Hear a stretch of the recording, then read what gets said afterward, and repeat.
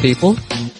Today we have a different episode, a bit of a special episode, a bit different from the segments that we normally do.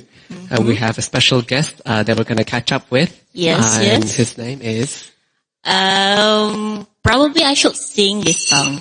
Oh my goodness, let's go. Everyone's know. Yep. Mungkin aku bukan pujangga. Do you know this? Oke. Kita panggil langsung aja kalian dulu ya. Langsung aja.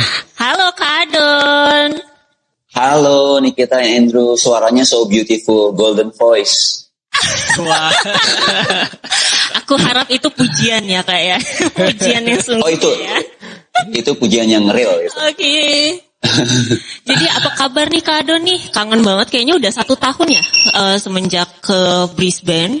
Iya betul, 1 tahun ya, 1 tahun. Harusnya memang tahun ini juga ada rencana ke Brisbane lagi karena udah kangen banget sama semua keluarga teman-teman di Brisbane. Tapi karena kondisi ini harus bersabar dulu untuk keberangkatan ke Brisbane, mungkin diundur sampai Australia udah bisa buka border buat Indonesia. Kalau misalnya besok tahun 2021 udah dibuka, langsung nih Kak ya Kak? Pasti langsung ketemu teman-teman ya. Kabar gimana nih kita sama Andrew, baik di sana? Baik. Baik di sini. Sekarang juga udah mulai oke. Udah mulai oke ya. Sama kita case-nya udah dikit banget ya. Kayaknya ini kita harus berdoa banyak nih untuk Indonesia nih ya. Betul, Sama betul. Kak Adon nih sekarangnya domisili di Bogor atau Jakarta ya Kak ya? Kalau sekolah kan memang masih ada di Jakarta. Nah, tapi domisili sementara di Bogor selama masa pandemi ini karena di Bogor lebih apa ya? Kalau di Jakarta kan di apartemen, naik turun lift terlalu sering ketemu sama orang gitu. Kalau di Bogor di rumah kita bisa jalan pagi kena matahari, jadi kita lebih pilih di Bogor. Tapi so far so good, everything good. Dengan kondisi yang ada di Indonesia kita masih bisa beradaptasi ya. Maksudnya kondisi yang ada tuh ada beberapa teman-teman yang nggak disiplin pakai masker segala macam gitu. Tapi kita masih bisa untuk manage lah gimana caranya untuk pas berinteraksi sama orang gitu. Supaya kita tetap aman dan sehat dan bisa ketemu sama Nikita dan Andrew malam hari ini ya Allah. Mungkin untuk teman-teman yang belum kenal dengan Kak Adon, beliau adalah ex-vokalis ya untuk grup band Bass Jam yang sudah resmi Kang tahun 2019 tahun lalu ya untuk betul Andrew. Pendidikan. Yes Andrew. Mungkin Kak Adon bisa introduce yourself a bit more kepada pendengar-pendengar yang lain. Oke, terima kasih ya Bu kesempatannya Andrew dan Nikita. Teman-teman, nama saya Adon Saptowo. Saya memang bersama-sama dengan Bass Jam bermusik dari tahun 1994 sampai 2019. Jadi memang bersyukur Tuhan sudah berikan kesempatan 25 tahun berkarya. Namun sebelum saya bergabung atau terjun di dunia musik profesional atau di dunia entertainment tahun 91, saya sudah mengawali pelayanan saya dengan menjadi guru sekolah minggu. Dan sejak saat itu sampai sekarang terlibat terus dalam dunia pelayanan anak. Termasuk juga 5 tahun terakhir bersyukur saya sama Joyce, istri saya, diberikan kesempatan sama Tuhan untuk mengelola sebuah preschool yang bernama Sunshine Montessori Preschool. Karena dengan metode Montessori, kami mendidik anak-anak dari usia 1,5 sampai 6 tahun gitu. Kenapa memang saya bisa terjun di dunia pendidikan? Karena kakek saya dulu seorang kepala sekolah, terus papa mama juga seorang guru, dan dari tahun 91 udah ngajar sekolah minggu. Jadi memang pelayanan di pendidikan maupun di pembentukan karakter anak sejak usia dini masih berlanjut sampai sekarang. Kurang lebih aktivitasnya itu. Oke. Kita kan ngundang Kak Adon gara-gara itu juga ya. Karena kita tahu banget nih Kak Adon tuh sangat berkecimpung di dunia pendidikan, terutama pendidikan anak. Terus bulan ini tuh tema kita tentang creativity. Tapi kita tuh pengen bahas creativity bukan dari kayak creativity as in talenta, bisa nyanyi, which is kita nggak ragu banget kalau Kak Adon juga bisa sih sebenarnya. Tapi lebih creativity sebagai kreator gitu, sebagai orang yang menciptakan seperti Tuhan kita yang juga sang pencipta gitu. Nah kalau misalnya waktu sebelum Kak Adon membuat Sunshine Preschool, beberapa yang lain kalau nggak salah ada beberapa ya Kak ya. apa sih selain daripada orang tua, kok bisa gitu? Gimana ceritanya tiba-tiba apakah Kak Adon emang udah punya teman-teman juga yang sepergaulan di dunia pendidikan sehingga kita buat, atau apakah segampang itu atau gimana sih Kak, cerita sejarahnya boleh diceritain gak? Nah, thank you banget, ini pertanyaannya sangat bagus banget karena langsung ke akar masalah kenapa Tuhan bisa berikan kesempatan sama Adon sama Joyce itu untuk terlibat di dunia pendidikan anak. Nah dulu memang waktu kecil, waktu saya lahir itu saya dilahirkan di sebuah keluarga yang betul-betul sangat sederhana. Bahkan bisa dibilang sangat kekurangan gitu. Dan waktu itu saya termasuk salah satu anak yang sangat termotivasi, terinspirasi lewat yang namanya wadah pelayanan sekolah minggu. Waktu saya masih kecil saya termasuk anak yang rajin sekolah minggu. Di situ iman saya dibangun meskipun masih kecil ya, karena diperkenalkan sama namanya kasih, sama namanya kreativitas, sama namanya lagu-lagu gitu. Kenapa ada kreativitas? Karena kan selalu ada art and craft juga ketika di Sunday School gitu. Nah, di Sunday School itu dalam keadaan kami waktu itu orang yang nggak punya, saya seperti menemukan satu pengharapan. Jadi makanya kenapa pendidikan anak atau karakter building atau bisa dikatakan salah satunya bentuknya adalah sekolah minggu itu penting banget untuk anak usia gini. Karena saya salah satu orang yang terimpact, terinspirasi, termotivasi, bahkan kalau saya katakan secara lebay, terbakar semangatnya karena waktu sekolah minggu itu. Nah, di sekolah minggu itu saya diberikan pengharapan bahwa apapun kondisi kita saat ini, waktu saya masih kecil ya, tidak pernah bisa membatasi rencana Tuhan yang luar biasa, yang besar, bisa terjadi dalam kehidupan kita. Nah, waktu itu saya punya mimpi jadi penyanyi gitu. Dari kecil tuh jadi penyanyi. Sampai latihan nyanyi di kamar mandi karena orang tua saya nggak bisa, papa mama nggak bisa kasih uang buat saya les vokal. Karena kami aja untuk makan, maaf ya, kekurangan banget saat itu. Dan kami tinggal, waktu itu masih kontrak. Artinya pindah dari rumah ke rumah, setiap tahun bayar kontrak. Nah, kalau uang sewanya dinaikin, saya yang punya rumah, pasti papa mama cari yang lebih murah lagi. Jadi belasan tahun saya kontrak.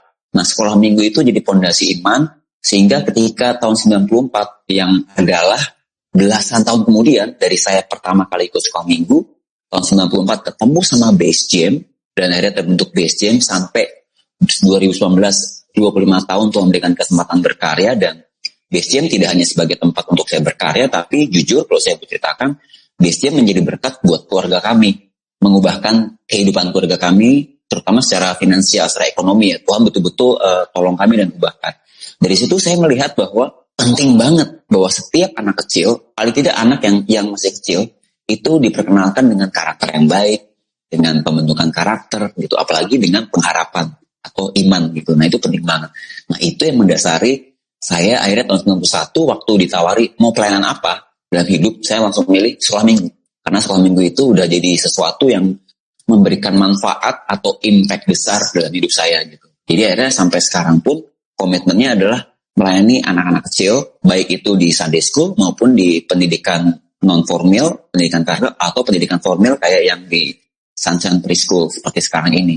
Karena gini, setiap anak yang ketemu sama namanya kasih Tuhan, sama namanya pengharapan, itu pasti akan berubah hidupnya. Hidupnya pasti berbeda deh gitu. Karena dia akan mengenal siapa dirinya, jati dirinya, identitasnya dalam Tuhan, dan masa depan atau rencana Tuhan yang besar dalam hidupnya. Termasuk yang tadi ini kita sampaikan ya, tentang creativity gitu. Karena dia tahu bahwa dia punya talenta yang besar, dia punya potensi yang besar yang sudah Tuhan tanam, atau benih yang besar, benih ilahi yang Tuhan tanam dalam hidupnya. Makanya pengen banget ketemu sama setiap anak-anak di Indonesia. Makanya betul-betul sekarang ini ketika Tuhan percayakan di dunia pendidikan, saya ngerasa ini nggak salah pilih gitu. Apa sih visinya Kak Adon untuk anak-anak di Sunshine dan 12 Kids ini? Nah iya, tadi Bro Andrew sampaikan memang selain Sunshine Preschool, saya sama Joyce juga Tuhan berikan kesempatan untuk melayani anak-anak yang kurang mampu, dan itu namanya 12 Kids Indonesia atau 12 anak Indonesia. Apa sih visi misi kami ya? Salah satu itu tadi, bahwa mendidik anak-anak itu tidak hanya mengajari satu ya, matematika, bahasa Inggris kalau di Indonesia ya. Karena bahasa Inggris itu sangat penting, jadi kita juga ngajar bahasa Inggris, tidak hanya baca tulis, tapi yang utama adalah pembentukan karakter anak. Jadi visi kita gini, menjadi orang pintar itu, melahirkan orang pintar kalau sekarang lihat, itu bukan dibilang mudah, tapi bisa sekali. Melahirkan orang pintar di Indonesia itu mudah sekali atau bisa. Tapi melahirkan orang pintar, orang yang punya kreativitas yang banyak, orang yang bertalenta tapi punya karakter yang sangat baik atau karakter yang positif, itu yang jarang sekali gitu. Makanya saya sama Joey sama teman-teman yang terlibat, baik itu sama guru-guru kita ya. Dan hari ini kalau kita bisa ngobrol hari ini sangat-sangat senang banget karena di Indonesia bertepatan dengan Hari Guru Nasional tanggal 25 November ini. Nah, senang banget kenapa? Karena kita tidak hanya mencetak orang-orang yang tadi ya, yang hebat di matematika, hebat di akademis gitu, atau kita juga menggunakan metode Montessori, mereka hebat secara practical life, secara kehidupan, tapi punya karakter yang baik. Nah, visi misinya itu tadi, punya generasi yang bersinar tidak hanya dalam skill mereka, tapi di hati mereka. Karena kan kehidupan itu mengalir dari hati kan, gitu. Nah, makanya pembentukan karakter itu sangat penting. Gitu. Intinya adalah mereka jadi generasi baru yang punya karakter yang baik. Yeah. Pengennya itu. Aku penasaran nih, karena aku juga kurang tahu ya. Jadi Sunshine Preschool itu apakah memang dia berbasis Kristen atau sekuler aja, Kak? Kalau Sunshine Preschool itu universal, jadi tidak berbasic satu agama. Namun di dalam pengajarannya ada kita memberikan namanya karakter building. Jadi setiap guru-guru kami mengajari karakter building. Dalam satu minggu itu ada satu sesi tentang karakter building, gitu. Dan setiap hari karena kami juga menggunakan metode Montessori. Nah, Montessori itu sangat erat dengan namanya karakter building. Karena pertama anak itu diajar sabar. Anak diajar mandiri, betul. Montessori itu anak diajar mandiri, diajar disiplin, karena selain belajar, dia harus mengembalikan semua material yang dipakai untuk dia belajar ke tempatnya sendiri. Jadi nggak diberesin sama guru-guru, tidak diberesin sama orang lain, tapi anak itu selalu diajar untuk tidy up gitu. Ada sesi tidy up setelah dia belajar, mengembalikan ke raknya masing-masing. Terus diajar bergantian dengan temannya, itu kan diajar kesabaran. Untuk mengajar kesabaran buat setiap anak, untuk anak usia dini 1,5 sampai 6 tahun itu nggak mudah. Tapi kita percaya, salah satu yang saya percaya adalah dan saya pegang sampai sekarang, prinsip untuk mengajar itu ada di Bible, yaitu ajarkanlah berulang-ulang atau ada repetition gitu.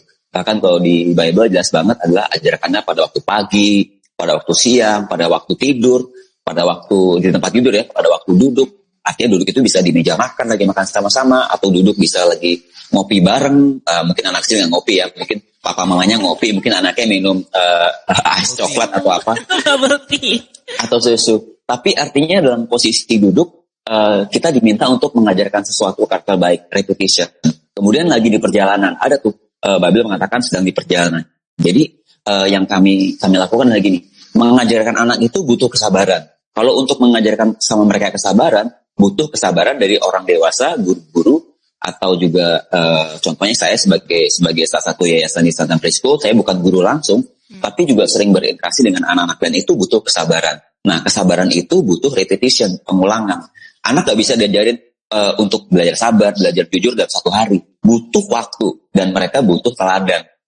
Nah, teladan itu diberikan oleh guru-guru dan semua yang ada di sekolah, termasuk security kami, semua harus punya karakter building yang baik. Karena gini, kalau anak-anak cuma ngeliat guru-guru punya karakter yang baik, tapi bagian yang lain nggak punya karakter yang baik, maka itu nggak akan sempurna. Jadi dia betul-betul melihat full package gitu. Sampai security kami juga punya keramahan yang baik, punya tata bahasa yang sopan, punya gestur yang sopan gitu. Nah itu yang dilihat sama anak-anak gitu. Dan itu perlu pengulangan ya. Jadi kapanpun, bahkan di playground pun anak-anak diminta untuk, ayo hargai teman-teman kamu, hargai anak-anak yang lebih kecil. Jadi yang umur 5 tahun atau anak-anak usia 2 tahun mau main apa namanya? Kalau di Indonesia prosotan, serodotan. Kalau di bahasa Inggrisnya apa tuh? Sliding ya atau apa tuh? Nah, ya itu yang lebih usia lebih tinggi, dia akan berikan kesempatan yang kecil untuk duluan. Nah, itu kita ajarkan kan bagaimana yang usianya lebih besar dia take care sama adiknya lebih kecil. Nah, itu kan termasuk karakter building, dan itu udah budaya ngantri, dan kita tahu salah satu PR berat bangsa Indonesia adalah ngantri. Kalau nggak diajarin dari kecil, betul beda sama di Australia. Jadi kita akui bahwa Indonesia ini di negara Asia, bahkan kalau waktu saya pernah ke Malaysia, budaya mengantri kita kalah sama orang Malaysia gitu. Sekarang sudah lebih baik, tapi harus lebih diimprove lagi, artinya lebih ditingkatkan lagi budaya ngantri kita gitu. Aku rasanya jadinya waktu kita ngajarin anak-anak kecil itu, kita secara nggak langsung jadi ikutan belajar juga gitu. Karena kan mereka contoh kita sebagai teladan. Oh betul. Jadi waktu kita ngajarin kesabaran, betul. Itu benar banget nih kita. Sabar gitu, harus sabar. Orang ngajarin kesabaran, nggak tahu sabar ya. Which is kayak bolak balik ke kita lagi, dapatnya ke kita lagi ya positifnya Kak. Iya benar banget. Setuju banget sama pernyataan kita lagi. Kita jadi belajar. Jadi saya justru ya belajar kreativitas, belajar kesabaran, terus belajar keterbukaan apa adanya itu dari anak-anak. Gitu, karena mereka tuh sama jaim ya, belajar nggak jaim itu dia anak-anak gitu. Kita kadang-kadang gini, orang Indonesia nih, sorry ya, saya justru belajar nggak jaim itu dari teman-teman di Australia. Misalnya gini, waktu saya ke Brisbane ditawari makan gitu ya, kalau orang Aussie kan kalau lapar mau makan nggak, terima makan kan. Terus kalau nggak udah kenyang, no I'm good gitu kan. Tapi kalau kita nih orang Indo ditawari makan nih, padahal lapar, yuk makan sama-sama. Makasih enggak, udah kita udah makan. Pertama udah bohong. Padahal lapar tuh. Karena sungkan, kita lapar tapi kita bilangnya jadi bohong. Sungkan ya, oh enggak makasih sudah kenyang. Padahal dia lapar tuh. Nah, kalau anak kecil tuh ditawari apa saja sama kita, misalnya makanan, dia langsung mau enggak? Langsung ngambil aja dia. Karena dia nggak jaim. Katanya, oh ditawari aku mau juga gitu. Nah, saya belajar satu. Terus belajar soal kreativitas. Anak-anak itu ya, kalau tadi kita di awal soal kreativitas, saya banyak belajar di anak-anak. Meja buat kita adalah tempat buat nulis, tempat kita buat kerja ya. Tapi meja di mata anak-anak itu dia bisa berimajinasi dengan sangat luas yang di luar kemampuan orang dewasa. Kenapa? Meja itu buat anak-anak bisa jadi macam-macam. Bisa jadi mobil, bisa jadi tempat camping, bisa jadi tempat apa saja. Karena tiba-tiba waktu di sekolah ada anak kecil tiba-tiba salah satu muridnya Sunshine Preschool dia lari ke bawah meja terus dia kayak duduknya di situ main-main di situ. Saya bilang, kamu ngapain? Ya aku lagi camping. Nah, kalau kita tidak bisa menyelami anak-anak, maka kita nggak akan pernah bisa menghargai kreativitas anak-anak. Maka perkataan yang aku sampaikan. Tapi karena saya dari tahun 91 sudah berinteraksi dengan anak, jadi saya tahu perspektif cara berpikir anak. Jadi waktu si satu anak itu, aku lagi camping Mas Adon, aku langsung tiarap juga, oh camping ya, aku boleh ikutan nggak? Aku mau camping juga nih. Aku langsung masuk ke bawah tenda, bukan ke bawah tenda, atau aku di bawah tenda, ke bawah meja tempat dia duduk, langsung masuk, aku ikutan camping ya. Terus kita langsung berimajinasi, di luar lagi hujan nih. Terus dia, iya tuh di luar lagi hujan nih Kak, Mr. Adon lagi hujan.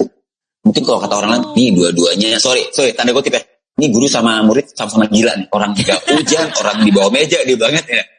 Tapi saya lagi menghargai perspektif atau imajinasi anak tadi, dan dia langsung ketika dihargai imajinasi dia langsung keluar. Sebetulnya penjelasan seperti ini. Waktu kita kecil baca buku cerita, kita kok bisa sih baca buku cerita bergambar tanpa gambar yang visual atau 3 dimensi? Kita bisa baca buku itu dengan sangat senang. Karena waktu kecil dengan baca buku cerita saja, imajinasi kita langsung terpicu gitu, langsung keluar gitu. Nah itu salah satu anak kecil. Makanya jarang banget orang dewasa yang sekarang baca buku cerita. Tapi anak kecil suka sekali baik membaca buku cerita atau dibacakan cerita oleh papa mamanya. Storytelling sangat suka karena storytelling adalah salah satu gaya imajinasi dia gitu. Yang cerita papanya tapi imajinasi anak itu bisa, wow, oh gitu ya. Gitu. Kita juga bingung gitu. Makanya saya selalu belajar dari anak kecil. Betul, benar kata nih kita tadi. Kesabaran, kreativitas itu belajar dari anak-anak. Dan itu dikuatkan lagi dari Bible ya. Tuhan katakan, barang siapa tidak belajar atau tidak seperti anak kecil ini, dia tidak bisa masuk kerajaan surga. Nah, itu kata-kata yang saya pegang sampai sekarang, yang saya jadikan prinsip dalam melayani anak-anak dan dalam aktivitas kami dalam dunia edukasi terhadap anak-anak. Barang siapa nggak belajar dari seorang anak, maka kalau kata Tuhan tuh nggak bisa masuk kerjaan surga, artinya nggak dapatkan kreativitas yang besar, nggak dapatkan kreativitas yang luar biasa, berkat yang besar, karena Tuhan minta kita belajar dari seorang anak. Jadi betul banget belajar dari seorang anak tuh nih kita. Jadi kadang di dalam pelayanan dengan anak-anak atau dalam pekerjaan di Sunshine dan Kids, tantangan apa aja sih yang kadang hadapin? Tantangannya yang terbesar ini di masa pandemi ini sangat besar. Kenapa? Karena semuanya jadi online. Jadi kalau Bro Endo tanya tantangan, saya langsung mengerucut ke masa new normal di Indonesia. Karena tidak mudah untuk anak-anak usia dini, child education, usia 1,5 sampai 6 tahun, mereka harus belajar online. Kalau kayak kita ya yang mungkin belajar SMA kalau di Indonesia atau perguruan tinggi pakai online itu udah biasa mereka gitu. Mereka bisa duduk selama 2, 3 jam, 4 jam mendengarkan dosennya ngajar gitu ya. Tapi kalau usia 1,5 sampai 6 tahun itu sulit banget. Mereka harus duduk anteng di depan layar Zoom gitu ya. Kalau di sekolah kami pakai Zoom pembelajaran online-nya. Kemudian mereka harus mengikuti instruksi dari gurunya, berinteraksi dengan teman-teman lewat pakai Zoom. Karena kebutuhan setiap anak itu adalah bermain sebetulnya. Kebutuhan setiap anak itu ketemu teman sebaya untuk bermain ya. Meskipun mereka bisa bermain sama orang tuanya, papa mama. Tapi lihat deh, contoh Ben ya, anaknya Teguh sama Tif. Dia bisa main sama papa mamanya. Tapi kalau udah ketemu teman sebaya, itu Ben lebih bahagia dan lebih excited lagi. Karena dia akan bermain sama teman sebaya. Nah, masa online ini, teman-teman atau anak-anak Santan Preso nggak bisa ketemu teman sebaya. Usia 1,5 sampai 6 tahun harus lockdown di rumah, harus belajar lewat online dan itu sulit. Sehingga tantangannya buat kami adalah gimana caranya kita bisa menjembatani anak-anak yang harus belajar di rumah, harus tatap muka dengan gurunya dan teman-teman lewat layar handphone atau layar laptop, tapi anak-anak tetap bisa mengikuti. Akhirnya kita mendesain pembelajaran. Kenapa pakai kata desain? Karena kurikulum yang sudah ada sebelum masa pandemi, kita harus adaptasikan, harus sesuaikan dengan kondisi new normal, dengan kondisi anak-anak sekarang tatap muka lewat online dan mereka ada di rumah dan nggak ketemu sama guru gitu, ketemu sama guru kan di Zoom. Jadi akhirnya kita mendesain pembelajarannya, kita bikin material pembelajaran yang membantu mereka, itu kita desain sendiri, kita bikin dengan tangan kita sendiri dan dengan tangan guru-guru, dan kita kirim ke rumah mereka sehingga anak-anak udah siap pakai aja tuh semua material setiap bulan.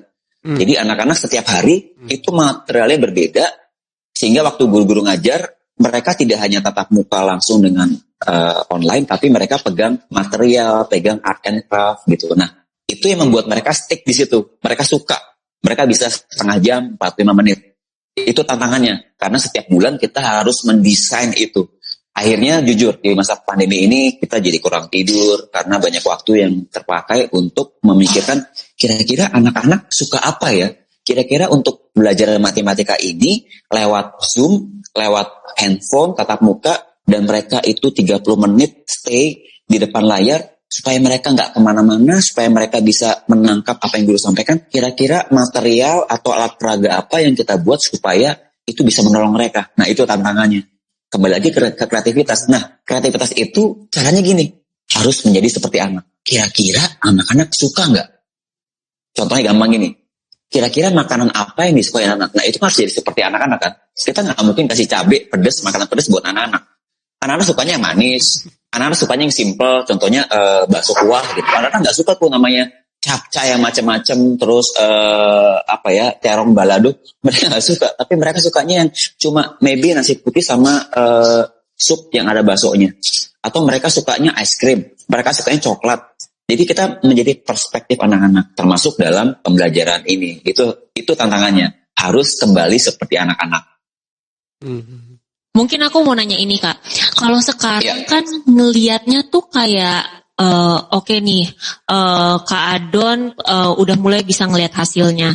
Kayak tadi bisa ngelihat kalau misalnya semua kesabaran yang udah dipupuk itu beneran jadi. Betul. Tapi dulu waktu mau mulai ini semua kan belum kelihatan gitu. Semua yang sekarang Betul. Lihat dalam sepanjang perjalanan pasti ada dong kayak sebenarnya gue tuh di right track nggak sih kayak gitu.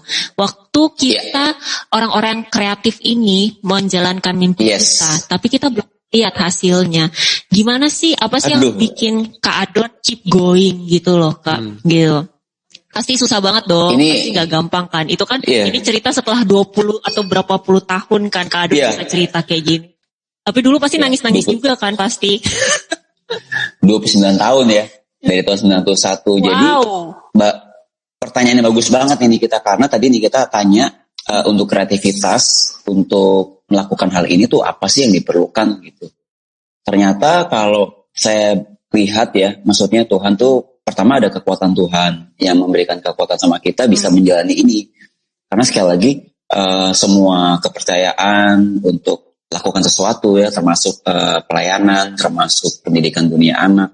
Bahkan saya bisa katakan apapun ya bentuk ministry teman-teman atau yang pekerjaan teman-teman sekarang lakukan bentuknya beda-beda gitu. Tidak hanya Sunday school teacher, tidak hanya di dunia pelayanan anak, tapi ada juga yang menjadi pelayanan di praise and worship, terus dan juga di pelayanan-pelayanan yang lain gitu. Saya cuma melihat gini bahwa visi misinya Tuhan yang di dalamnya itu ada kreativitas, itu tidak lepas dari yang namanya ketekunan, kata tekun gitu. Nah, saya bisa mengatakan ini karena bersyukur sudah melewati 29 tahun. Dan tadi betul kata Nikita sama Andrew sudah melihat hasilnya. Salah satunya ada Iren gitu. Namanya Iren Roba yang sampai sekarang pun masih berkomunikasi sama saya. Bahkan yang luar biasa, waktu teman-teman di entertain di Indonesia, dunia musik, waktu itu sepertinya lagi mengalami masalah sama, pertama itu hak cipta, kemudian pembatasan kreativitas gitu oleh beberapa rancangan undang-undang ya waktu itu ya, rancangan undang-undang di Indonesia.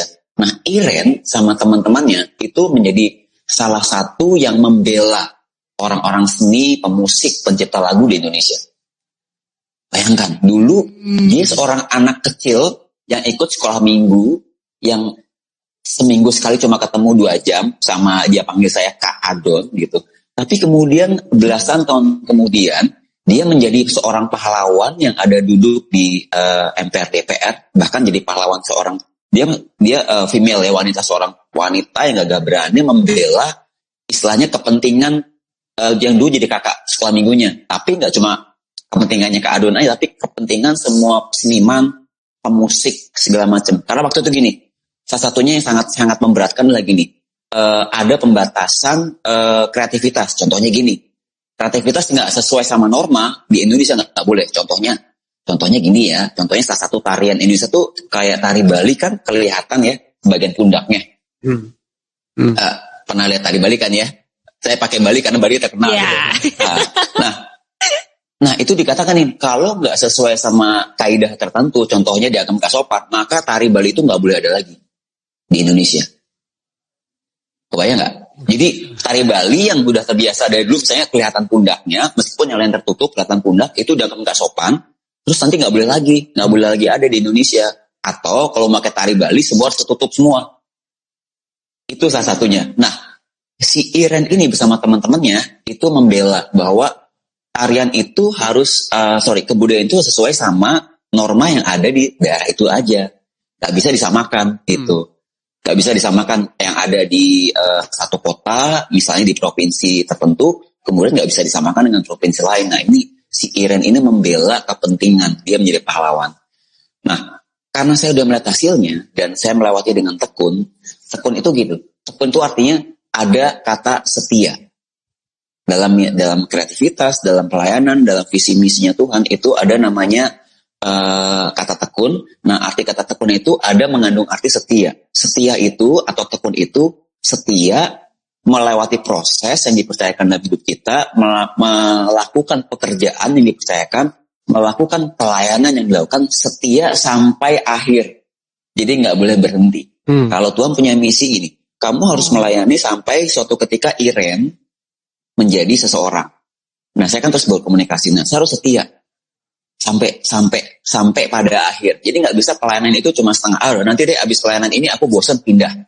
Itu udah bukan ministry. Itu udah bukan orang yang punya kreativitas dari Tuhan. Itu cuma mau coba-coba aja. 5 tahun pelayanan ini, 5 tahun pelayanan ini, 5 tahun kerja di sini. Makanya butuh kesetiaan. Nah, kenapa saya katakan setia? Nikita sama Andrew ya. Waktu saya ngajar Iren ada di Bogor, sekolah minggunya ada di Bogor. Nah, waktu itu Base Camp itu tahun 95 udah aktif. Jadi kalau bikin lagu tuh di Jakarta, manggung di Jakarta. Nah, waktu itu saya belum punya mobil sendiri. Saya baru punya mobil itu setelah 2004. Jadi 10 tahun bersama Base Camp saya baru beli mobil sendiri. Nah, waktu di Jakarta, balik ke Bogor setiap hari Minggu pagi, saya pakai bis. Nah, pakai bis itu, kalau dulu itu sering banget, kalau udah penuh, saya pegangan aja di tengah. Jadi berdiri di tengah, bergelantungan. Sorry, kalau di Indonesia masih boleh berdiri. Kalau di Australia kan naik bis nggak boleh berdiri ya. Kalau udah penuh gitu. Ataupun kalaupun berdiri ya memang ada pegangan khusus aja. Nah kalau di Indonesia ini udah sampai umpel-umpelan gitu. Nah itu yang terjadi. Hampir setiap minggu saya itu berdiri dari Jakarta ke Bogor untuk ketemu Iren dan teman-temannya. Hampir sering seperti itu. Kira-kira kurun waktu mungkin 5 tahun ngajar Iren ya. Karena kalau di sekolah minggu di Bogor itu 1 SD sampai 6 SD. Jadi usia 7 tahun ke atas gitu. Nah, itu butuh kesetiaan. Setelah itu, setelah Iren berganti, ada anak-anak yang lain, saya tetap mengajar juga, sama aja gitu. Kemudian, setelah pelayanan sekolah minggu itu nggak ngajar langsung, jadi kadang-kadang saya cuma sebulan sekali ngajar anak-anak, pada masanya, saya kembali menjadi trainer untuk guru-guru lain di Indonesia. Karena punya pengalaman, punya experience yang Tuhan percayakan, jadi saya mau berbagi. Gini loh, kalau mengajar sekolah minggu itu, kita harus punya kreativitas seperti anak-anak. Kalau kita ngajar sekolah minggu atau kita mengajar anak-anak, kita nggak bisa jadi pribadi yang membosankan. Karena anak-anak itu selalu punya imajinasi dan kreativitas. Jadi kalau kita bosan atau kalau kita ini nggak menarik secara pribadi, secara kreativitas, secara material yang kita bawa, alat-alat yang kita bawa, anak-anak udah pasti kabur. Tapi kalau kita yang menarik, kita yang penuh kreativitas, itu anak-anak pasti mendekat. Nah, kenapa anak-anak itu suka datang sama Tuhan Yesus? Karena dia tahu Tuhan Yesus sumber kreativitas. Di situ saya lihat bahwa gimana caranya itu bisa berhasil, cuma setia. Nah, kata setia itu gini, kamu belum lihat hasilnya, itu namanya iman. Kalau gue pelayanan nanti jadi orang hebat, itu nggak pakai iman. Tapi kalau gue pelayanan, ini anak tetap bandel, ini tetap anak terlambat, tetap anak gak dengerin kita, ya. Kok saya ngajar dia kayak gak hormat sama saya, dia lari kemana-kemari. Gak masalah, itu namanya kesetiaan. Apalagi kalau kita tahu perspektif anak ya, kalau ada anak selama minggu lari-lari, sekarang saya tahu kenapa. Karena berlari-lari, berjalan-jalan, bergerak atau moving, itu kebutuhan setiap anak untuk belajar. Jadi waktu dia lari-lari, dia kesannya nggak dengerin kita, itu kebutuhan dia buat belajar dan bergerak. Jadi sekarang kalau ada anak lari-lari, saya nggak pernah marah. Nangkap gak maksud saya? Kan ada nih, bu, tolong bu, anaknya bisa diam nggak bu? Kalau nggak keluar dari ruangan, itu nggak benar tuh. Tapi kalau saya lagi ngajar, nih ada bandnya lari-lari, itu kita nggak bisa marah, malah oh ya band lagi butuh bergerak, biarin aja. Nanti kalau udah waktunya bergerak udah cukup, dia udah capek, dia akan duduk sendiri. Nah, kita menyelami anak. Coba kalau kita nggak setia, baru ngajar sekolah minggu pertama, terus anaknya lari-lari, nggak dengerin kita nangis, saya nggak mau lagi ngajar sekolah minggu. Lebih baik aku jadi WL aja. Semua jemaat nurut, suruh angkat tangan semua. Gitu. Suruh nyanyi semua. Kalau anak sekolah minggu, anak-anak nggak nurut. Nah, itu nggak ada kesetiaan gitu. Ya, buat saya itulah tantangannya. Tapi percayalah, apa yang kita tabur nggak pernah sia-sia. Karena yang kita tabur kan kehidupan, yang kita tabur kan firman Tuhan. Pasti nggak akan sia-sia. Pasti benih itu akan bertumbuh. Mungkin kita nggak akan menikmati pertumbuhannya. Mungkin orang lain yang menyiram, mungkin orang lain yang melihat pertumbuhannya, mungkin orang lain yang merasakan buahnya. Tapi percaya itu akan bertumbuh. Dan saya bersyukur waktu saya melihat buah-buahnya Iren, saya masih hidup, saya masih ada, dan saya justru merasakan buahnya itu. Itu luar biasa. Dan itu butuh setia. Wow. Terima kasih banget karena udah sharing pengalamannya ya. I think it's very encouraging. Bahasanya encouraging apa ya? Menguatkan. Membangun. Membangun, iya. Ya, membangun banget. Karena menurutku memang sekolah minggu itu salah satu pelayanan yang kita tuh diberi kesempatan untuk menuai ke sesuatu yang kita nggak lihat until maybe 10-15 years ke depan. Whereas mungkin yang lain mungkin dalam PW atau penyembahan atau mungkin kayak doa pagi atau hal seperti itu kan langsung di sana dengan jemaat. Thank you Andrew. Kalau boleh saya kasih satu cerita aja. Jadi waktu Presiden Barack Obama yang selama dua periode menjadi Presiden Amerika kan sempat berkunjung ke Indonesia. Waktu itu dia sempat berkunjung ke Indonesia, sempat berkunjung bahkan ke Universitas Indonesia, UI, salah satu universitas terbesar di Indonesia. Terus dia berkunjung bahkan ke sekolahnya yang dulu kalau nggak salah SD di Menteng. Saya kurang ingat ya, maafkan kalau salah. Tapi kemudian ada pembicaraan di dunia maya, di netizen di Indonesia gitu ya, perbincangan gitu. Ini waktu SD, kalau ada gurunya yang galak sama dia, artinya betul-betul mendiskreditkan si Mr. Barack Obama ini, Presiden Barack Obama, karena kan dia kulitnya berbeda sendiri, terus tipikal rambutnya berbeda sendiri gitu. Artinya kalau saat itu ada guru-gurunya atau ada teman-temannya yang, aduh Barack Obama ini siapa sih rambutnya kriwel, kulitnya berbeda sendiri gitu. Ternyata dia nggak sadar bahwa puluhan tahun kemudian seorang Barack Obama kecil itu kemudian menjadi pemimpin great leader di dunia. Dia pasti akan nyesel, aduh kok dulu gue sama si Barack gitu banget ya. Gue kadang-kadang menghukum dia, kadang-kadang gak kasih kesempatan gitu. Tapi kalau ada guru gini, ada guru waktu di SD Menteng, waktu Barack Obama itu bersekolah di Indonesia di SD Menteng itu, dia memberikan kesempatan sama Barack Obama, dia mengajarkan Barack Obama karakter yang baik. Dia bahkan mengatakan, Barack Obama suatu ketika kamu akan menjadi pemimpin dunia. Kadang-kadang kita mendoakan gitu, kan kamu akan menjadi pemimpin bangsa-bangsa. Lalu kita berikan hal yang baik yang kita punya, kita berbagi ilmu sama Barack Obama. Kemudian suatu ketika Barack Obama menjadi presiden Amerika dan datang ke sekolah, dan si guru itu masih ada, udah tua gitu. Rasanya gimana coba? Dia masih, ya ampun, ini anak yang dulu aku ajar, yang dulu aku sayangi, dengan kesabaran aku mendidik dia, sekarang jadi orang besar. Nah itu, kita nggak bisa ngejudge anak-anak dari masa kecil nih. Tabur aja apa yang kita bisa tabur, ajarkan yang kita bisa bagi. Tuhan yang akan membuat dia bertumbuh, berbuah. Seperti Barack Obama.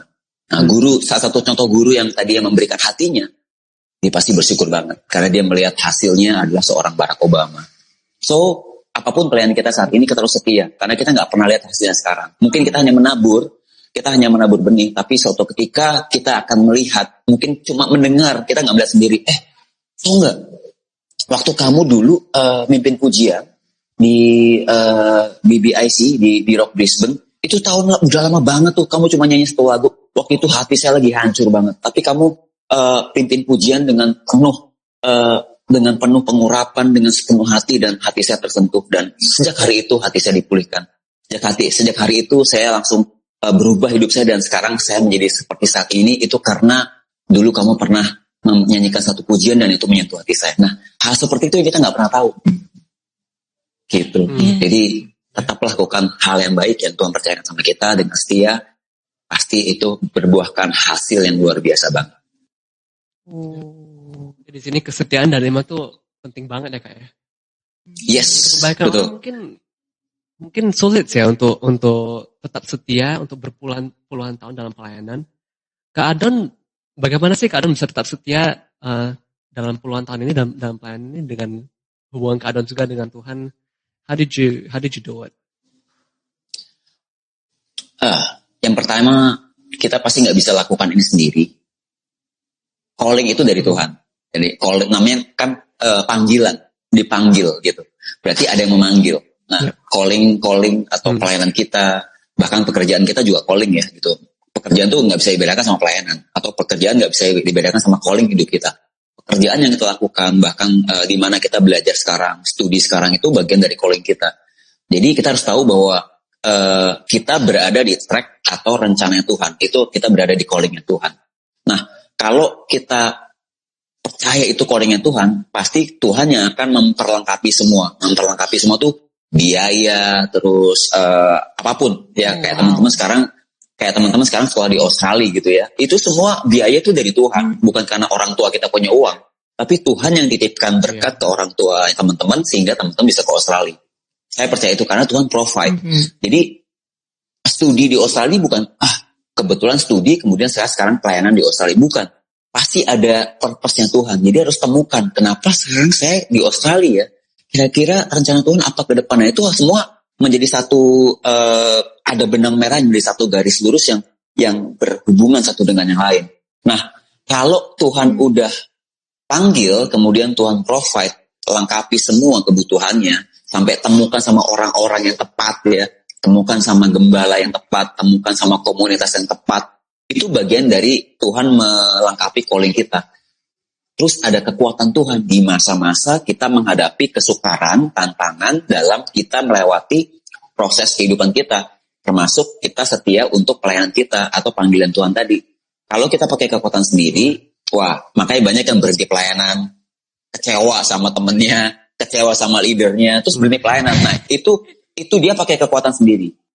Dia pakai hatinya sendiri. Tapi kalau pakai hatinya Tuhan, pakai kekuatan Tuhan, percayalah, di pelayanan, di ministry pasti ada gesekan. Pasti. Beda pendapat itu wajar banget kok. Kan Tuhan udah bilang bahwa besi menajamkan besi, manusia menajamkan manusia. Jadi sakit hati itu mungkin kita alami, tapi jangan tinggal dalam sakit hati berlama-lama atau tinggal dalam kepahitan. Makanya kalau pakai hatinya Tuhan, kita kadang-kadang ngalami gesekan, ketersinggungan ya, terus kita tergoda buat sakit hati. Tuhan akan pulihkan karena kita pakai hatinya Tuhan, pakai kekuatan Tuhan. Maka sakit hati itu akan mengubah kita, nggak akan tinggal dalam hati kita, tapi akan membentuk kita, membentuk karakter kita lebih baik. Nah, karena pakai kekuatan Tuhan, kita bisa menjalani ini.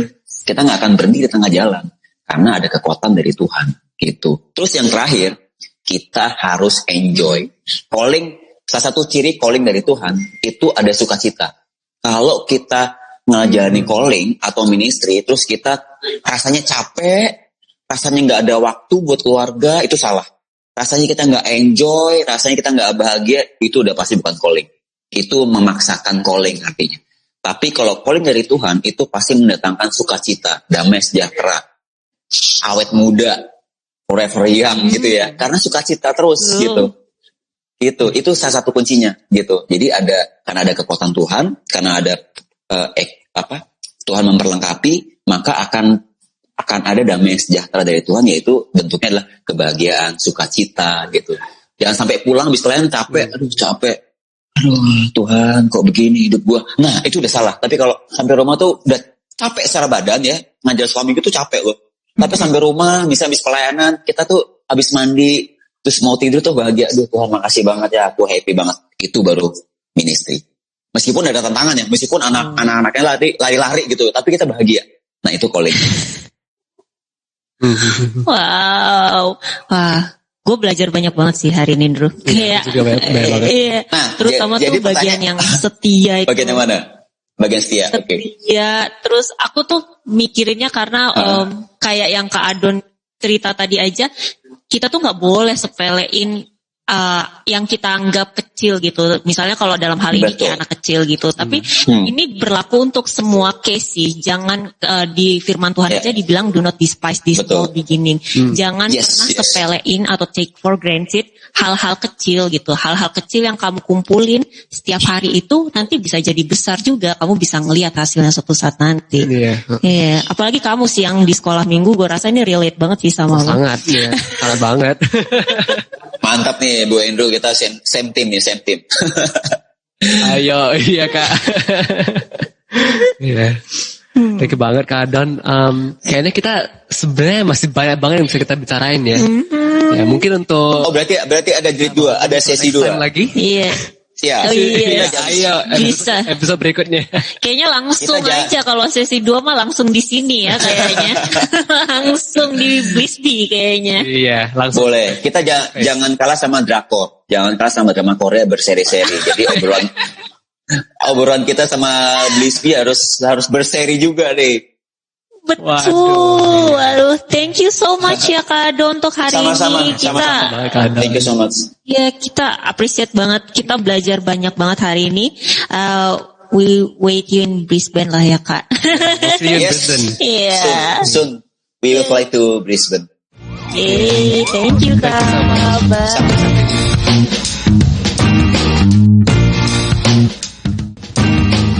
Thank you for listening.